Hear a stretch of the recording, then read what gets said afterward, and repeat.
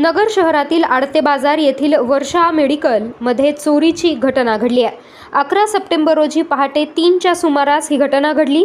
मेडिकलचे shutter lock तोडून medical दुकानातील जवळपास 50 ते 60 हजार रुपये चोरून नेल्याची घटना उघडकीस आली आहे। सदरची घटना सीसीटीव्हीमध्ये कैद झाली असून चोरट्यांनी लावलेल्या सीसीटीव्हीमध्ये देखील छेडछाड केली आहे। या संदर्भात तोपखाना पोलीस स्टेशनमध्ये गुन्हा दाखल करण्याचं काम सुरू असल्याची माहिती वर्षा मेडिकल दालनाचे संचालक भंडारी यांनी दिली आहे। नमस्कार, मी गौतम भंडारी, वर्षा मेडिकल आडते बाजारमध्ये माझं दुकान आहे आणि साधारण रात्री 3:30 आसपास माझ्या दुकानाचे दोन्ही कुलपं तोडून 2 जण होते, दोघांनी आतमध्ये प्रवेश करून काही रोख रक्कम 50 ते 60 हजार रुपये चोरून नेली।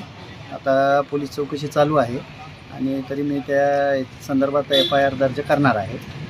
धन्यवाद।